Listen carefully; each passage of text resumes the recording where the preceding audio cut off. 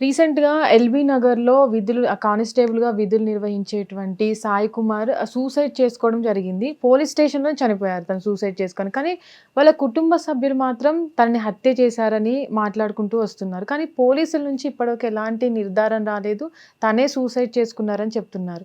అయితే ఈ విషయంలో పర్టిక్యులర్‌గా చూసినట్లయితే పై అధికారులు తిను కానిస్టేబుల్ అని చెప్పేసి హెరాస్మెంట్ చేస్తున్నారని చాలా వరకు వీళ్ళు కుటుంబ సభ్యులు ఎవరైతే ఉంటారో వాళ్ళు ఆరోపిస్తున్నారు. అసలు ఏం జరిగి ఉంటుంది అనుకోవచ్చు? ఈ మధ్య కాలంలో కానిస్టేబుల్ల ఆత్మహత్యలు కావచ్చు, సూసైడ్‌లు కావచ్చు విపరీతంగా పెరిగిపోతున్నాయి. అంటే పోలీస్ వ్యవస్థలో ఆర్డర్లీ వ్యవస్థ అయితే ఉంది. ఆర్డర్లీ వ్యవస్థ ఏంటి అంటే పై వాళ్ళు కింద వాళ్ళకి ఏ పనైనా చెప్పొచ్చు. ఆఖరికి ఇంటి పనితో సహా చెప్పొచ్చు కాదు, చెప్తారు. దాన్నే ఆర్డర్లీ అంటారు సిస్టమ్. కానీ అలా చెప్పొచ్చా? చెప్పకూడదు. ఇప్పుడు 8 గంటల డ్యూటీ అండి మనిషి అనేవాడికి ఎవరికైనా సరే. ఒక్కొక్కసారి సందర్భాన్ని బట్టి 9 గంటలు అవ్వచ్చు, 10 గంటలు అవ్వచ్చు, ఒక్కొక్కసారి 24 గంటల డ్యూటీ కూడా చేయాల్సి రావచ్చు కొన్ని సందర్భాల్లో, ప్రత్యేక సందర్భాల్లో. దానికి సంబంధించి వాళ్ళకి రివార్డులో అవార్డులో వచ్చినాయి అనుకోండి, వాళ్ళు కూడా సంతోషిస్తారు. ఇప్పుడు కొన్ని సందర్భాల్లో ఒకప్పుడు పోలీస్ భార్య అని ఒక సినిమా వచ్చింది, అలాగే పోలీసుడి పెళ్ళామని చెప్పి ఒక సినిమా వచ్చింది. అయితే ఆ 2 సినిమాల్లో చూపించింది ఏంటి అంటే పై అధికారి భార్య కింద కానిస్టేబుల్ని ఎలా ఇబ్బందులకు గురి చేసింది, ఆ పని ఈ పని అని చెప్పి. సరే, అతను పెళ్లికి ముందు బాగానే చేశాడు, పెళ్ళైన తర్వాత భార్య అడుగుతుంది కదా, నువ్వు ఎక్కడికి వెళ్తున్నావు ఏంటి అని. అడిగినప్పుడు చెప్తాడు, ఇట్లా మా సార్ వాళ్ళ వైఫ్, ఈమె కాస్త చదువుకున్న అమ్మాయి, మీ సార్ వాళ్ళ వైఫ్ నీకు అసలు ఇంట్లో ఏం పని, నీ డ్యూటీ పోలీస్ స్టేషన్లో కదా అంటది.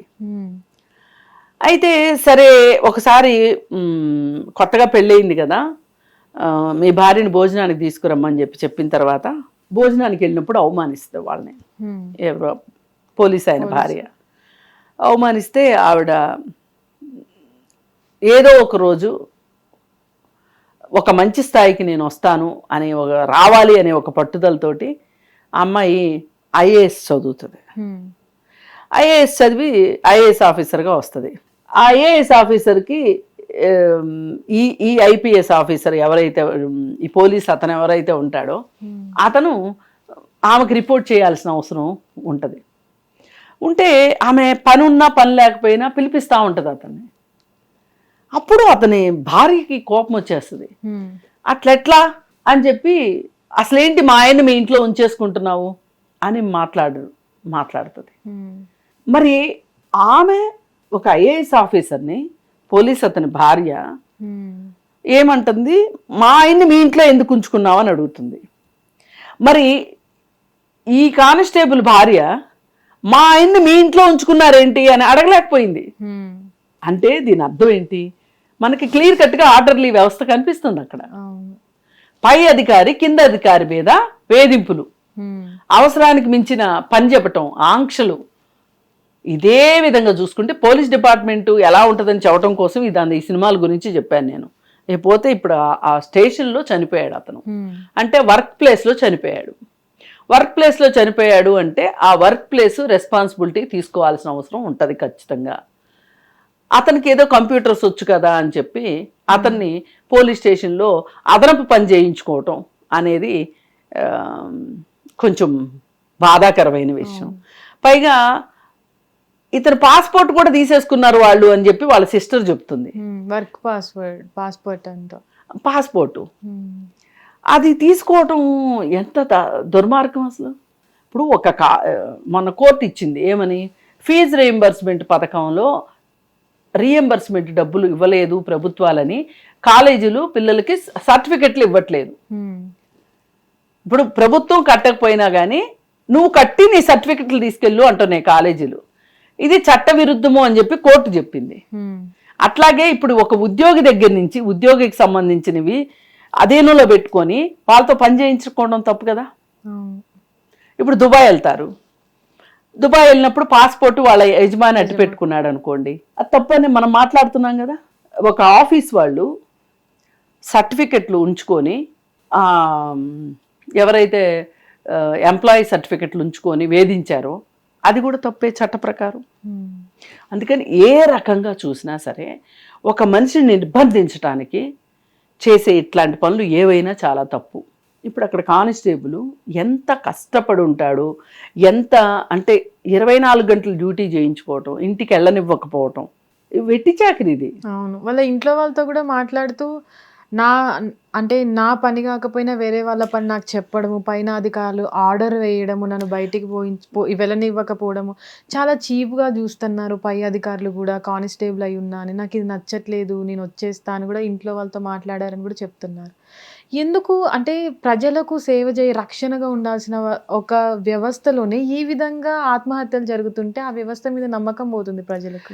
అసలు ఒక అధికారి తన కింద వాళ్ళతోటి వ్యవహరించాల్సిన తీరు గురించి ఆ మాత్రం జ్ఞానం ఉండాలి. అంటే ఇది ఎందుకు ఇలా అవుతుంది అని ఆలోచించుకుంటే, ప్రతి అధికారికి పైన ఇంకొక అధికారి ఉంటాడు, ఆ అధికారి కింద వాడితో అలానే ఉంటారు, ఆ పైవాడు అలాగే చూస్తాడు, వీళ్ళందరికీ సూపర్ బాసు కింద వాళ్ళని అలాగే చూశారు. లేదంటే వాళ్ళకి ఇంకా సుపీరియర్ బాసులు, రాజకీయ నాయకులు, ముఖ్యమంత్రులు ఇట్లాంటి వాళ్ళు ఉంటారు, వాళ్ళలాగే బిహేవ్ చేసి. ఇదంతా ఏంటంటే ఒక రకంగా మన దేశంలో ఒక బానిస మనస్తత్వం ఉంటుంది, తెలియకుండా మనకి. తను కూడా మాట్లాడుతూ వాళ్ళ ఫ్యామిలీ వాళ్ళతో ఇంకా బ్రిటిష్ కాలపు రాచరికమే ఇక్కడ కొనసాగుతుంది పోలీస్ వ్యవస్థలో అని కూడా చెప్పారని చెప్తున్నారు వాళ్ళ ఇంట్లో వాళ్ళు. అది అందుకని ఏంటంటే మనకి తెలియకుండానే మనం దానిలో ఒదిగిపోతాం. అలా ఒదిగిపోని వాళ్ళు ఎవరన్నా ఉన్నారు అంటే ఇలా బయటకు వచ్చి వ్యతిరేకిస్తారు, లేదు అనుకుంటే వ్యతిరేకించే ఓపిక లేని వాళ్ళు ఇలా నిస్పృహకు గురయ్యి ఆత్మహత్యలు చేసుకుంటారు. కానీ చాలా చాలా బాధాకరమైన విషయం, ఒక చేతికి అందిన కొడుకు ఈ విధంగా చనిపోవటం అనేది చాలా బాధగా ఉంది. కానీ ఇట్లాంటి పరిస్థితిలో ఎవరైనా ఉంటే గనక, ఏ ఎంప్లాయీ అయినా ఉంటే గనక ఖచ్చితంగా వాళ్ళు చేయాల్సిన పని ఏంటి అంటే, అక్కడ మీరు బాగు చేయలేరు, అక్కడి నుంచి బయటకు వచ్చేయండి. లేదు అక్కడే ఉండాలి అనుకుంటే మీరు ఇంకాస్త మనోధైర్యాన్ని పెంచుకోండి. కొన్ని చోట్ల అది కుదరదు. మరీ ముఖ్యంగా పోలీస్ డిపార్ట్మెంట్లో తొక్కేస్తారు, అణిచేస్తారు. అట్లాంటప్పుడు మీరు బయటకు వచ్చేసి ఇంకొక జాబ్ చూసుకోవడం బెటర్. కానీ నేను ఎందుకు అంటున్నానంటే, బతికుంటే బలిసాకు తిని బతకొచ్చు, చావుతోటి వీళ్ళ మనసులు మారతాయా? చావుతోటి మారవు. నీ మీద ఎన్నో ఆశలు పెట్టుకున్న కుటుంబం పరిస్థితి ఏంటి? అసలు నీ తల్లిని ఎవరు చూసుకుంటారు రేపటి నుంచి?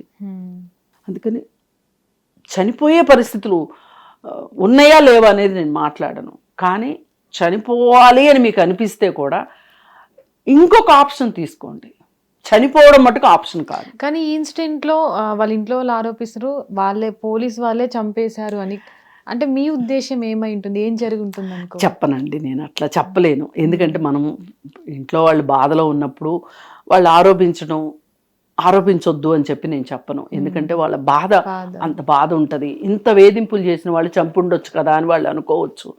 కానీ దానికి సంబంధించి సాక్ష్యాధారాలు లేకుండా మనం మీడియాలో అలాంటి ప్రసారం చేయటము, అలాంటి వ్యాపింపజేయడం చాలా మంచిది కాదు. అసలు అది కరెక్ట్ కూడా కాదు. ఏదైనా అతన్ని ఇంత బాధ పెట్టారే, ఒకవేళ అతనే బాధని ఎక్కువగా ఊహించుకున్నా కానీ అసలంటూ ఏమీ జరగకోకుండా ఇది జరగదు. దీనికి కారణమైన వాళ్ళు మట్టుకు శిక్షించబడాలి. అలాగే పోలీసు వ్యవస్థలో కూడా మీకు సిబ్బంది సరిపోకపోతే సిబ్బందిని నియమించుకోండి. ఒకరి పని ఇంకొకరితో చేయించాలనుకోవటం ఎంతవరకు కరెక్టు? అది ఏదో ఎప్పుడన్నా ఒకసారి, ఇప్పుడు ఆ కంప్యూటర్ అసిస్టెంట్ సెలవులో ఉన్నాడు అనుకోండి, ఆ రోజు ఎవరికి వచ్చు కంప్యూటర్ అని అడిగితే ఫస్ట్ వీళ్ళు ఏంటంటే ఉత్సాహం కొద్దీ మాకొచ్చు అని చెప్తారు. ఇంకా దాన్ని ఆసరాగా తీసుకొని ప్రతిసారి వాడేస్తూ ఉంటారు. ఈ వాడకం వల్ల ఇదంతా జరిగింది. అసలు ఎప్పుడన్నా ఒక రోజు అర రోజు అంటే ఇతను కూడా ఇంత బాధపడి ఉండేవాడు కాదు. రోజుల తరబడి స్టాఫ్ లేకపోతే కూడా ఇలా జరిగే అవకాశం ఉన్నట్లుగా కనిపిస్తుంది. ఏదైనా బాధాకరం. హిట్ టీవీ యాప్, ఇందులో short news, live news, entertainment shows, movies, digital magazines తో పాటు మీ జిల్లా వార్తలను కూడా ఫ్రీగా చూడొచ్చు. ఇంకెందుకు ఆలస్యం, వెంటనే హిట్ టీవీ యాప్ ని డౌన్లోడ్ చేసుకుని ఫ్రీగా ఎంటర్టైన్మెంట్ పొందండి. Hit TV app. Hit TV app. Please download Hit TV app. Hit TV యాప్ని ఫ్రీగా డౌన్లోడ్ చేసుకొని ఎంజాయ్ చేయండి. మీకు నచ్చిన ఎంటర్టైన్మెంట్ కోసం హిట్ టీవీ యాప్ ని ఫ్రీగా డౌన్లోడ్ చేసుకుని ఎంజాయ్ చేయండి. హిట్ టీవీ యాప్ని డౌన్లోడ్ చేసుకుని ఆస్వాదించండి, ఆశీర్వదించండి. ఇంతమంది సెలబ్రిటీలు హిట్ టీవీ యాప్ ని డౌన్లోడ్ చేసుకోండి అని చెప్తున్నారంటే ఎంత మంచి యాప్ ఆలోచించండి.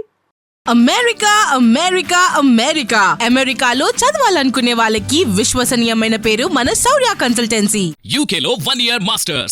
UK లో 1 year masters. 2 years work permit up to 5 years visa. Contact Saurya Consultancy. Contact 89851 89851.